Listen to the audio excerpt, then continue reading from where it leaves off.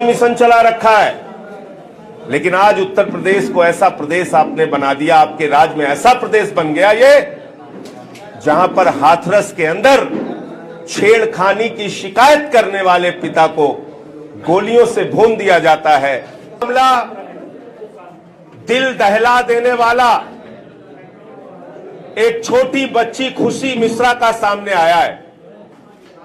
3 साल की मासूम बच्ची कौशांबी के एक प्राइवेट हॉस्पिटल के अंदर उसको इलाज नहीं मिल पाता।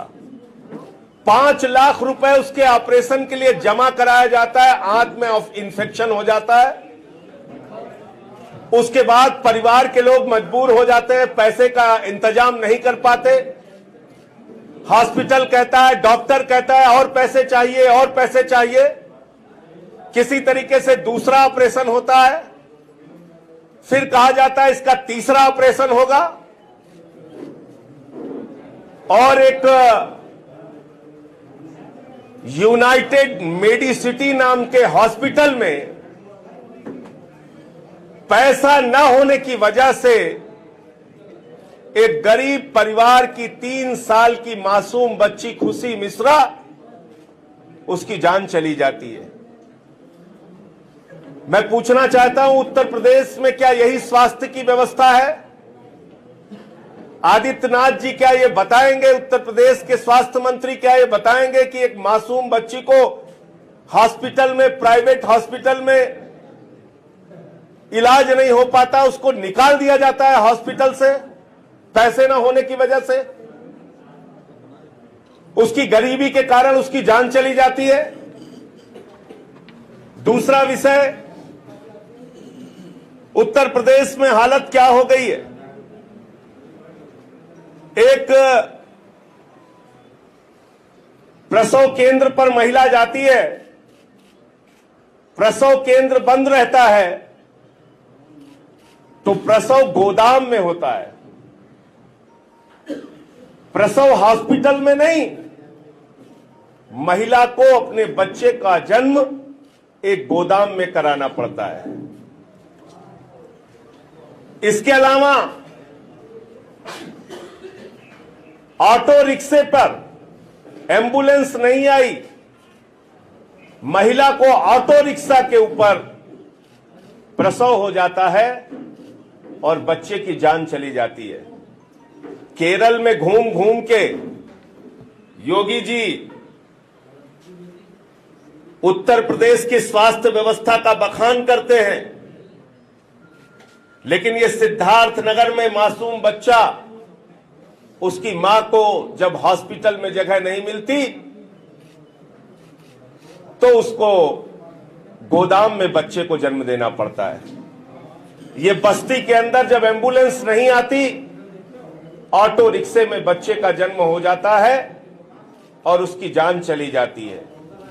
कौशांबी में खुशी मिश्रा हॉस्पिटल में उसके पिता के पास, मजबूर बाप के पास जब इलाज का पैसा नहीं होता तो उसको हॉस्पिटल से बाहर निकाल दिया जाता है और उसकी भी जान चली जाती है। एक तरफ मासूम बच्चों की जान जा रही है उत्तर प्रदेश में, और दूसरी तरफ आदित्यनाथ जी केरल में, बंगाल में, आंध्र प्रदेश में, हैदराबाद में घूम घूम के चुनाव प्रचार कर रहे हैं और बेशर्मी के साथ उत्तर प्रदेश के स्वास्थ्य व्यवस्था का बखान कर रहे हैं। दूसरी बात, मैंने कई घटनाओं का खुलासा उत्तर प्रदेश में किया। कोरोना की दलाली का मामला, मिड डे मील की दलाली का मामला, बच्चों के मोजे बस्ते किताबों की दलाली का मामला, स्वास्थ्य में दलाली, शिक्षा में दलाली, चारों तरफ दलाली और भ्रष्टाचार।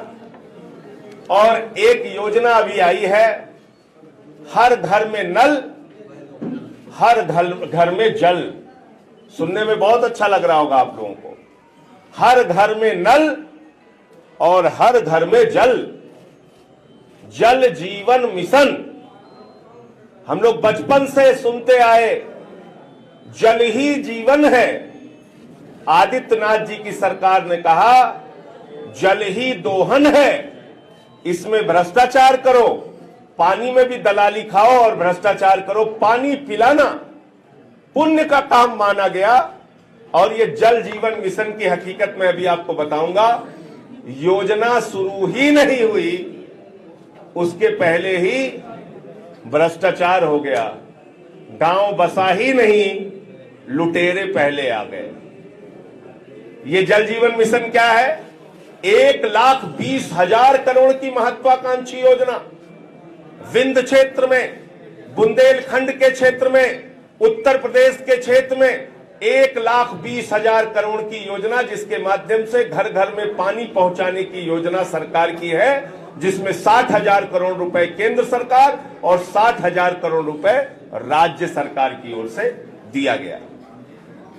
और 1,20,000 करोड़ के बजट में यह प्रावधान बनाया गया कि इस प्रोजेक्ट की निगरानी के लिए, इस परियोजना की निगरानी के लिए थर्ड पार्टी इंस्पेक्शन होगा और उसका टेंडर होगा।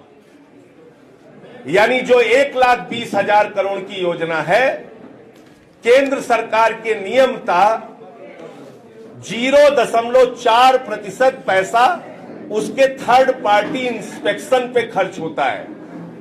यानी कोई तीसरी संस्था उसकी निगरानी करे उस परियोजना की, उसके लिए कुल बजट का 0.4% खर्च होता है। केरल में एक योजना में इसी स्वच्छ पानी घर घर पहुंचाने के पानी की योजना में 0.2%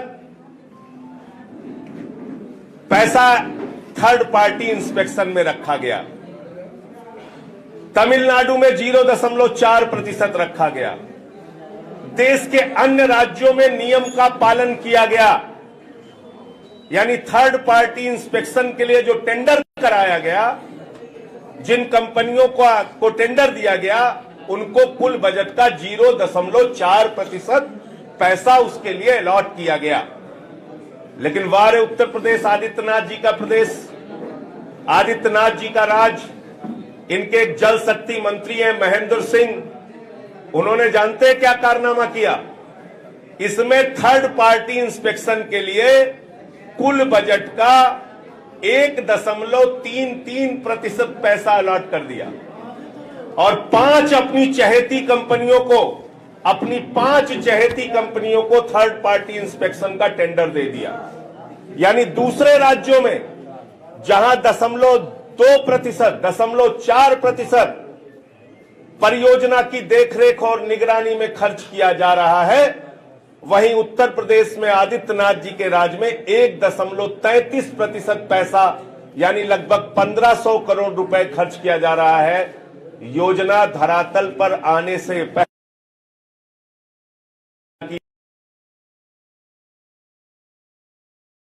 बताऊं कि जांच सीबीआई से होनी चाहिए। ये एक बड़ा भ्रष्टाचार है।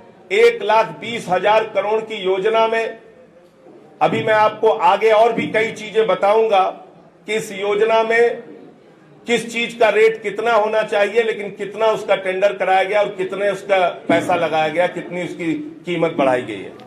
तो ये 2-3 विषय था। इसके अतिरिक्त मैंने देखा आदित्यनाथ जी पिछले दिनों बंगाल गए थे और बंगाल में उन्होंने चुनावी रैली में कहा कि हम गुंडों को ठीक कर देंगे, गुंडे भीख मांगने के काबिल नहीं बचेंगे।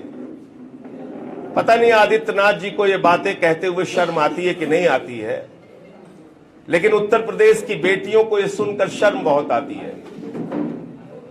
आपने नारी शक्ति का मिशन चला रखा है, लेकिन आज उत्तर प्रदेश को ऐसा प्रदेश आपने बना दिया, आपके राज में ऐसा प्रदेश बन गया ये, जहां पर हाथरस के अंदर छेड़खानी की शिकायत करने वाले पिता को गोलियों से भून दिया जाता है और बेटी को अपने बाप को कंधा देना पड़ता है।